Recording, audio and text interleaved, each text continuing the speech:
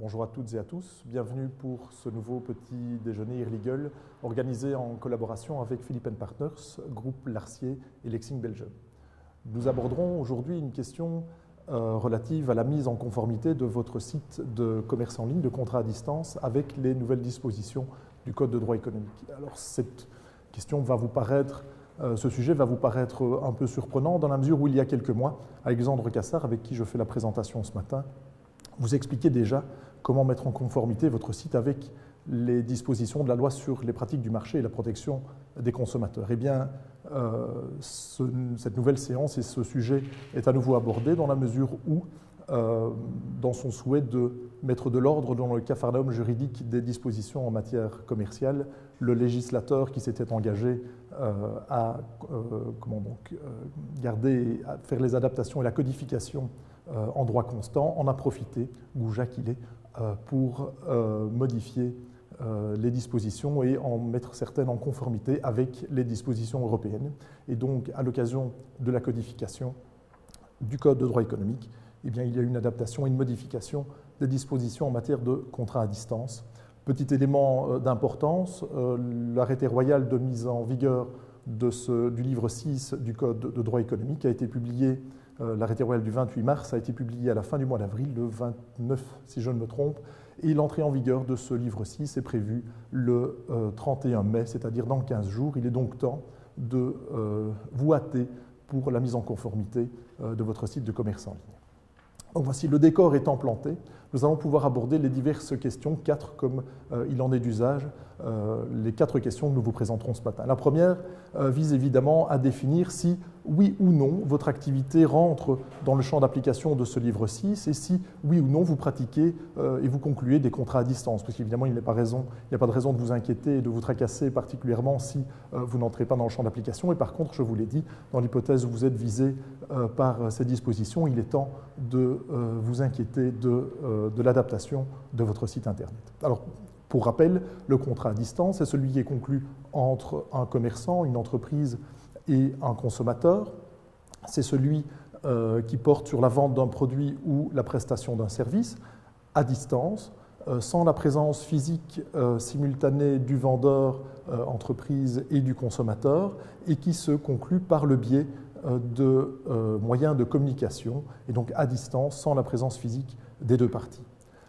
Ceci étant dit, je vais pouvoir maintenant présenter 4 hypothèses, 2 rentrant dans le champ d'application des contrats à distance, 2 n'étant pas visés par ces dispositions. La première, elle est simple, c'est ce qu'on appelle le pure player, où tout se passe en ligne, il n'y a pas de magasin physique, il est impossible pour le consommateur de trouver les produits ailleurs que sur le net. Et bien dans cette hypothèse où il découvre les produits, il fait ses choix, il vérifie les prix, et il passe sa commande en ligne et il réalise son paiement en ligne, et bien dans cette hypothèse, effectivement, on se trouve dans un cas de contrat à distance. Les autres hypothèses sont un petit peu plus particulières, un peu moins, je ne dirais pas moins claires, mais en tout cas sont moins décidées, moins dédiées au net. C'est l'hypothèse des bricks and clicks où l'on passe 3 hypothèses en revue. La première est celle du showrooming. Le consommateur, le commerçant, pardon, l'entreprise a non seulement un site internet sur lequel il vend ses produits, mais il a également un magasin réel, une implantation physique, et le consommateur qui se dit que c'est fort bien d'acheter en ligne, il adore ce moyen d'achat, mais il préfère aller vérifier la qualité du produit, il préfère toucher le tissu, il préfère vérifier la qualité de l'image du prochain téléviseur dont il souhaite faire l'achat. Et bien dans ce cas, il se rend au magasin, mais je vous l'ai dit, il adore l'achat en ligne. Une fois qu'il a vérifié que le produit lui convenait et qu'il a pu déterminer celui qu'il préférait, eh bien il rentre chez lui, sélectionne le produit sur le site Internet, passe la commande via ce site Internet et réalise également son paiement. Il n'a eu aucun contact avec le vendeur, si ce n'est la visualisation du produit. Eh bien on se trouve dans cette hypothèse dans le cas d'un contrat à distance. Les 2 autres cas, puisque je vous ai dit qu'il y en avait 2 qui rentraient dans la définition, il y en a donc 2 qui ne rentrent pas dans cette définition du contrat à distance. Les 2 autres cas sont ceux où le consommateur se rend tout d'abord dans l'entreprise du vendeur, pour, par exemple, la mise en place d'une nouvelle cuisine. Il souhaite procéder à l'achat d'une nouvelle cuisine et donc il est difficile de faire tout cela uniquement par Internet. Le consommateur visite le magasin du vendeur, discute avec l'un de ses représentants et ils définissent ensemble, sur base du plan de la cuisine, le type d'armoire qui seront installées, à quel endroit, discutent des prix, des délais de livraison, etc. Et pour faire simple, parce qu'il n'est pas évident de préparer ces documents dans la minute, il est convenu que le plan et le devis seront adressés par courrier électronique à l'adresse du consommateur, qui, une fois rentré chez lui, reçoit ce devis, ce plan, qui correspond tout à fait à ce qui avait été discuté dans l'entreprise du vendeur. Et donc, par le fait qu'il va répondre au mail en disant « oui, j'accepte le devis que vous m'avez adressé, oui, j'accepte le prix et le plan que vous avez réalisé », eh bien, cette seule acceptation en ligne ne suffit pas à faire entrer le contrat dans la notion de contrat à distance. Dernière hypothèse, au contraire, le consommateur visite le site internet du vendeur pour commencer, il souhaite faire l'acquisition d'un nouveau véhicule et il va donc, pour cette acquisition, préparer la configuration de son auto, la couleur extérieure, les options. Il dispose alors du prix catalogue en fonction des choix qu'il a élaborés, mais il souhaite, et c'est encore comme cela qu'on le fait actuellement, c'est encore l'habitude, il se rend chez le concessionnaire, voire chez différents concessionnaires pour aller négocier des délais de livraison, pour aller négocier le prix et obtenir une remise relativement conséquente, il l'espère, et enfin, pour le cas échéant, négocier divers services complémentaires comme la mise à disposition d'un véhicule de remplacement lorsqu'il réalise ses entretiens. Eh bien, ce n'est pas parce qu'il a commencé par aller voir le véhicule qu'il souhaitait acheter sur un site internet que l'on se trouve dans un cas de contrat à distance, puisque le consommateur a finalement conclu le contrat en live avec le vendeur dans l'entreprise de celui-ci, en présence donc des deux parties. Ceci étant précisé, maintenant que vous savez si vous vous trouvez ou pas et si vous réalisez ou pas des contrats à distance, eh bien, il est question maintenant de définir quelles sont les nouveautés mises en œuvre par la codification, à l'occasion de la codification des dispositions et du Code de droit économique. Et je cède pour cela la parole à Alexandre. Merci Jean-François. L'ensemble des législations sur la protection du consommateur part du principe qu'il y a une asymétrie d'information entre le professionnel, qui est la partie forte au contrat, et le consommateur, qui est la partie faible. Et un des enjeux est de rétablir l'équilibre, notamment en obligeant le professionnel à fournir un certain nombre d'informations au consommateur. Ces informations étaient déjà listées dans la loi sur les pratiques du marché. À l'occasion de la codification dans le cadre du droit économique, il y a une refonte assez importante de toutes ces informations et ces mentions précontractuelles obligatoires. Obligatoires, le manquement de la fourniture de ces informations est sanctionné différemment selon l'importance des mentions. Dans certains cas, je vais y revenir parce que c'est l'élément le plus important, le consommateur ne sera purement et simplement pas tenu par le contrat. Dans d'autres cas, le consommateur pourrait par exemple ne pas être tenu des dégradations en cas de renvoi dans l'hypothèse du droit de rétractation. Le délai de rétractation qui passerait de 14 jours à 12 mois, donc d'une quinzaine de jours à 1 an, voire le consommateur ne serait pas tenu de payer certains frais, les frais de renvoi, les frais de livraison, etc., etc. Les mentions obligatoires passent par rapport à la loi sur les pratiques du marché de 10 à 20. Et elles sont beaucoup plus détaillées. Deux exemples, vu qu'ici chez Philips & Partners, nous travaillons beaucoup avec des entreprises qui fournissent des contenus numériques, deux exemples qui les intéressent particulièrement. Le consommateur va devoir être informé complètement de l'ensemble des fonctionnalités techniques des contenus numériques qui sont fournis. Et on vise particulièrement ce qu'on appelle les mesures techniques de protection, c'est-à-dire tous les verrous qui sont installés sur les logiciels, sur les e-books, sur les MP3, des choses comme ça, pour empêcher que ces softwares, ces fichiers ne soient piratés, ne soient copiés. Deuxième mention, c'est les interopérabilités pertinentes. Donc, lorsque un consommateur achète un software, achète un e-book, il doit être informé du fait que son fichier, par exemple, son e-book, ne pourra être lu que sur certaines tablettes, que sur certains lecteurs. Donc, vous achetez un e-book et qui ne peut être lu que sur iPad, vous devez évidemment être informé du fait que vous ne pourrez pas le lire avec votre Kindle. Donc ça, c'est extrêmement important pour tous ceux qui fournissent des contenus numériques. Extrêmement important également, s'il y a une chose que vous devez retenir de mon intervention, c'est ça.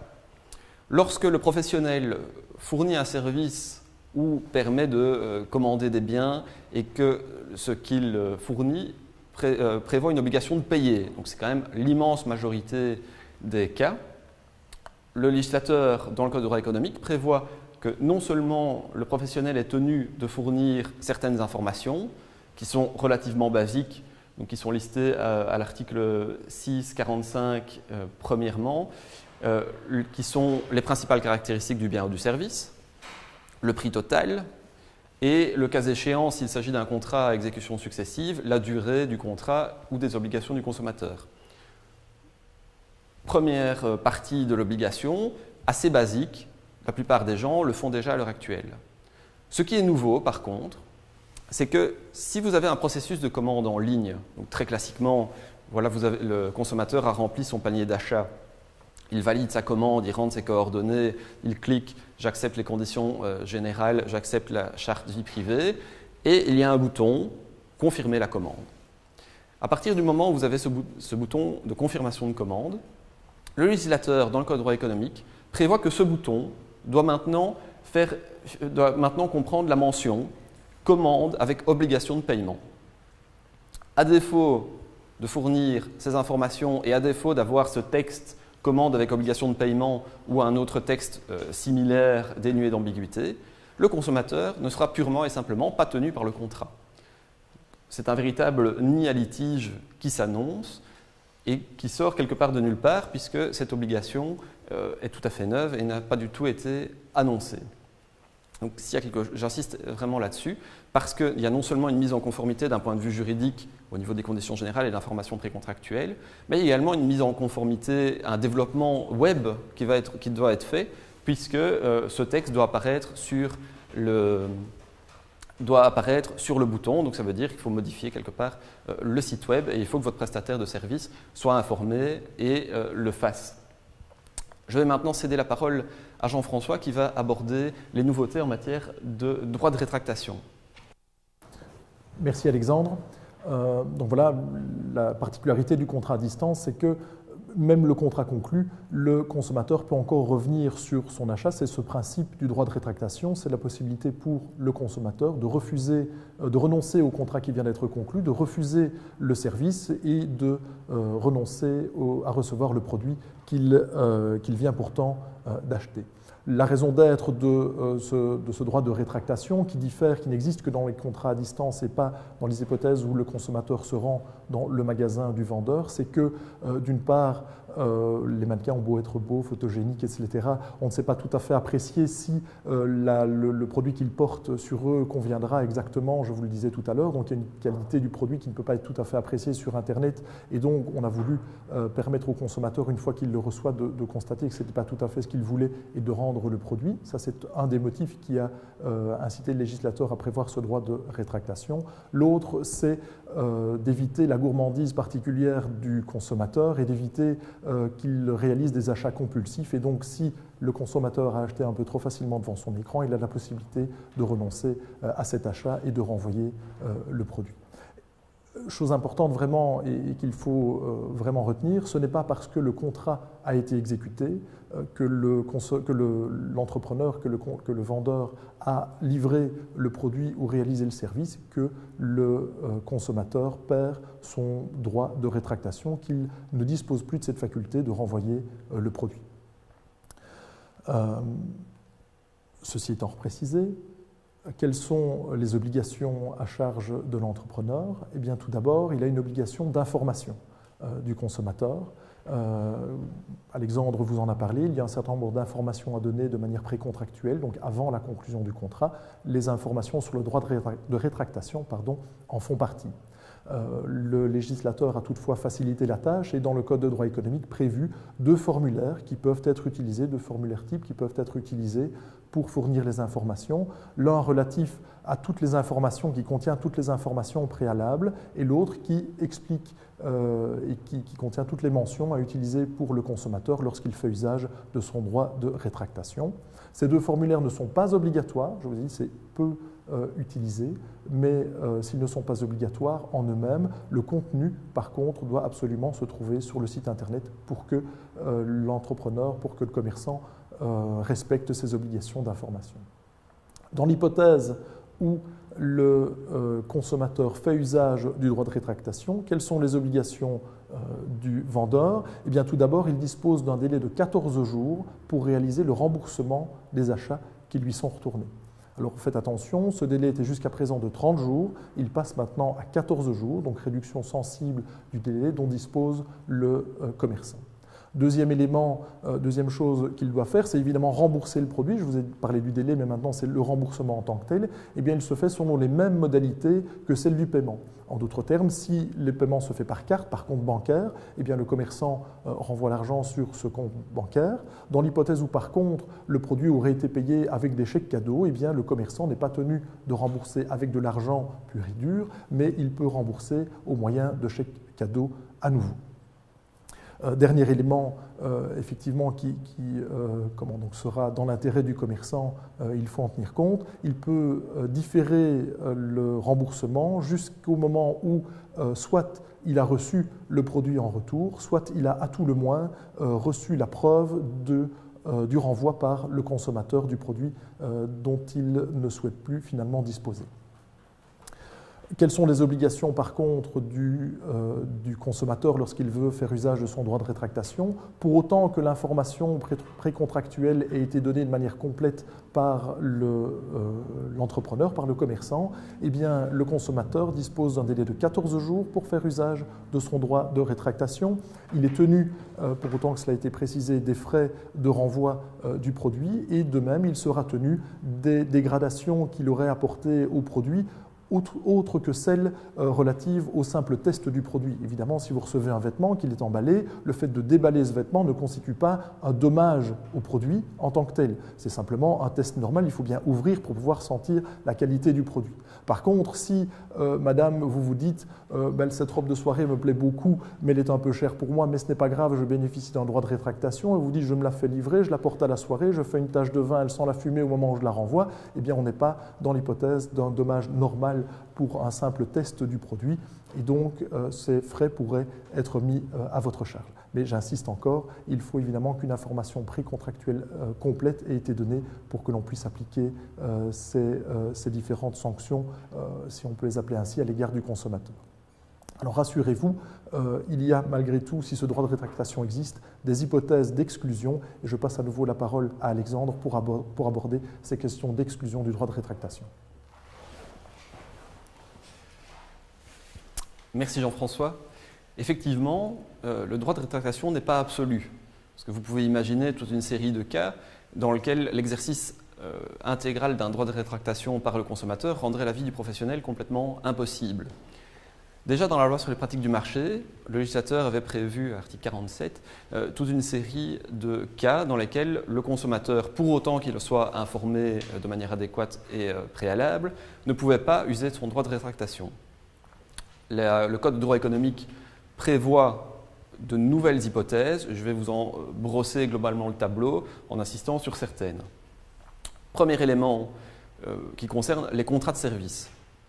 Le consommateur ne peut plus exercer le droit de rétractation après l'exécution du contrat de service, ce qui est relativement logique, puisque autant la robe de soirée, vous pouvez l'essayer et dire la couleur ne me va pas, je la remballe, je la renvoie, le commerçant la remet dans son stock et la revend. Si vous commandez une consultation à un avocat par exemple, vous ne pouvez pas dire je lis la consultation, elle ne me plaît pas, je la renvoie à l'avocat, remboursez-moi. Ça pose effectivement les problèmes que vous comprenez. Les informations qui doivent être fournies et l'accord qu'on doit obtenir du client. Donc il faut obtenir un accord préalable express du consommateur sur le commencement de la prestation du service avant l'écoulement du délai de rétractation, donc c'est 14 jours après la conclusion du contrat, en ce qui concerne les services, et pour autant que le consommateur reconnaisse expressément qu'il perd le droit de rétractation après l'exécution du contrat. Alors, dans l'hypothèse de la prestation de service instantanée ou vraiment très rapide, pendant lequel le consommateur n'a pas le temps matériellement d'exercer son droit de rétractation avant l'exécution intégrale, ça ne pose pas de problème. Par contre, vous devez être extrêmement attentif. Si vous prestez des services qui ne sont pas instantanés, l'exemple de la consultation par un avocat, par exemple, la consultation qui doit être rédigée par un avocat, et que vous commencez à prester avant l'écoulement de ce délai de 14 jours, de ce délai de rétractation. Autre hypothèse, la fourniture de biens ou de services dont le prix fluctue sur un marché financier sur lequel l'entreprise n'a pas de contrôle.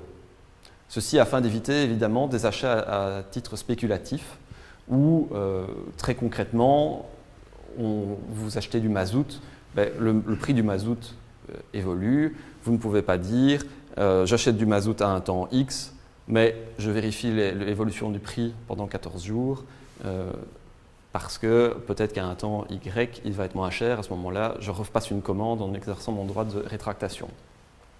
À nouveau, il y a une obligation d'information du consommateur. Diverses autres hypothèses sur lesquelles je passerai plus rapidement. Évidemment, à partir du moment où vous vendez des produits qui ont trait à l'hygiène ou à la santé, que ces produits sont emballés, le consommateur ne peut pas les déballer et puis vous les renvoyer, des Pampers, des cotons-tiges, que sais-je. À nouveau, la livraison des biens indissociables une fois livrés, une fois que vous avez mis le mazout dans la citerne, c'est indissociable. Une hypothèse qui nécessite peut-être un mode d'explication, le consommateur n'a pas de droit de rétractation dans les hypothèses où il fait une demande expresse et urgente à un prestataire pour venir réaliser des prestations. Quelle est l'hypothèse? Votre chaudière tombe en panne, vous appelez en urgence le chauffagiste pour la réparation. Le chauffagiste vient, répare, fournit des pièces de rechange. Pour tout cet ensemble de prestations et de fourniture de produits, il n'y aura pas de droit de rétractation. Par contre, si le chauffagiste se dit je suis là, je devais revenir la semaine prochaine de toute façon pour faire l'entretien annuel de la chaudière et fait l'entretien à cette occasion, il y aura possibilité pour le consommateur d'exercer son droit de rétractation, à nouveau avec les difficultés qu'on peut imaginer, puisque une fois que la chaudière a été nettoyée, le chauffagiste ne peut pas revenir ajouter de la saleté dans les pièces, évidemment. Donc d'où l'intérêt de prévoir pour les entreprises qui pourraient être amenées à intervenir de manière urgente, je pense notamment aux prestataires de services informatiques, de prévoir adéquatement leur contrat pour pallier à toutes ces possibilités. C'était déjà un peu prévu dans la loi sur les pratiques du marché, mais la fourniture d'un journal, magazine périodique n'entraîne pas de droit de rétractation non plus. C'est assez logique, c'est encore le même principe qu'avec la consultation d'un avocat. Vous ne pouvez pas commander un journal, le lire et puis le renvoyer en disant « je exerce mon droit de rétractation ».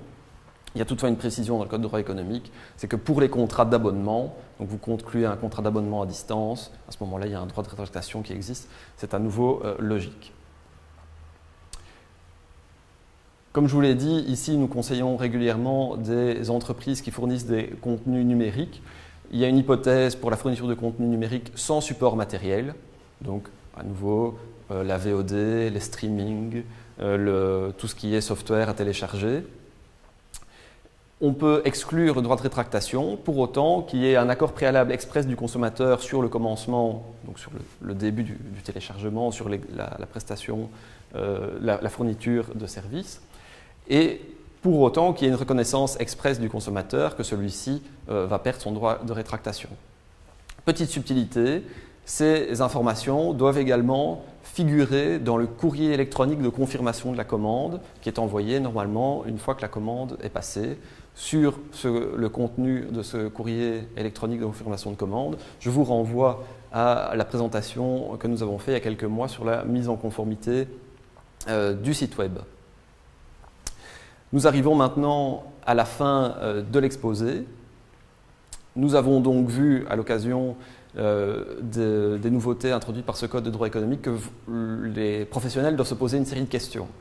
Premièrement, est-ce que maintenant mon entreprise, mon activité entre ou sort du champ d'application de la loi Est-ce que ça rentre ou sort la définition du contrat à distance, pour savoir si, oui ou non, les obligations vont s'appliquer ou pas? Est-ce que mon processus de commande reprend bien toutes les mentions obligatoires, toutes les informations précontractuelles nécessaires? Est-ce que mon processus de gestion de la précommande, du processus de retour, le droit de rétractation, etc., correspond bien aux nouveautés? Et c'est toujours intéressant parce que ça peut vous faciliter grandement la vie. Est-ce que je ne me retrouve pas maintenant, du fait de cet élargissement des hypothèses d'exclusion du droit de rétractation, dans un de ces cas? Si oui, qu'est-ce que je pourrais mettre en place pour m'assurer que mes clients ne pourront plus me retourner des produits ou refuser des prestations de services, ce qui serait de nature évidemment à vous faciliter grandement la vie dans la gestion de vos stocks ou de vos liquidités. Alors, je vous remercie pour votre attention. Nous allons maintenant répondre aux questions dans la salle puisque nous avons un petit souci technique qui nous empêche de recevoir les questions postées en ligne. Mais toutefois, nous avons déjà reçu quelques-unes hier et nous pouvons y répondre également. Voilà, donc la parole est au public pour commencer. Est-ce qu'il y a des éventuelles questions dans l'audience? Alors on va pouvoir tout de suite continuer avec donc, les questions qui avaient été préalablement posées sur l'adresse email. J'en sélectionne une ici. Qui a la charge de prouver l'existence d'une négociation en magasin dans l'hypothèse du showrooming avec négociation? Les dispositions que nous avons évoquées sont évidemment protectrices des consommateurs et donc dans cette idée de protection du consommateur, c'est évidemment aux vendeurs, aux commerçants à rapporter la preuve de ce qu'il n'entre pas dans le champ d'application de la loi sur les contrats à distance. C'est donc à lui à prouver qu'il y a eu des négociations, qu'il n'y a pas eu une simple visite dans le magasin, mais qu'il y a eu des négociations, qu'il y a eu discussion et que le contrat se serait conclu non pas sur le web par exemple, mais dans le magasin. Et donc c'est à lui donc c'est au commerçant que la charge de la preuve incombe. Voilà, je continue avec une deuxième question. Quel est le risque, la sanction en cas de mise à jour tardive des informations relatives au droit de rétractation? Eh bien, donc, on l'a vu, il y a des informations préalables qui doivent être données par le commerçant lorsqu'il vend des produits en ligne, qu'il y a application de la loi sur les contrats à distance. Le délai de rétractation, c'est 14 jours, ça c'est ce qui est prévu lorsque les informations sont données. Dans l'hypothèse où il n'y aurait pas de mise à jour, pas d'information ou pas de mise à jour suffisamment rapide du site internet, outre les nullités qu'Alexandre évoquait du contrat dans sa totalité, un certain nombre de sanctions ont été prévues, notamment l'allongement du délai de rétractation qui passe de 14 jours à 12 mois. C'est vraiment une augmentation qui est particulièrement sensible. Je vous rassure cependant, si vous vous décidiez à mettre à jour les informations et dès que les informations sont portées à la connaissance du consommateur, un délai de 14 jours débute à n'importe quel moment de ce délai de 12 mois et limite le délai de rétractation à 14 jours à partir du moment où les informations lui ont été données. Voilà, alors une dernière question. Pouvez-vous proposer d'autres exemples de produits visés par l'exclusion du droit de rétractation au motif de la variabilité du prix après commande? Donc, comme je l'ai dit, il y a une hypothèse d'exclusion du droit de rétractation pour les biens dont la valeur est fixée sur un marché financier. J'avais donné l'exemple du mazout. Une des autres hypothèses qui est vraiment liée à ça et qui est reprise dans les travaux préparatoires, c'est l'achat de vins de grands crus, par exemple. Donc, certains vins de grands crus sont évalués sur un marché financier et à nouveau, le but est d'éviter les achats spéculatifs par les consommateurs qui joueraient sur le délai de droit de rétractation pour avoir des modifications de valeur et optimiser leur retour. Donc, un des exemples, c'est l'achat de boissons alcoolisées de haute valeur, donc les vins de grands crus, les grandes bouteilles de whisky, des choses comme ça. S'il n'y a plus d'autres questions, Si vous nous regardez en ligne et que vous n'arrivez pas à poster vos questions via le serveur, vous pouvez évidemment nous envoyer vos questions par email à info@philippelo.eu. Nous y répondrons bien volontiers vu les circonstances.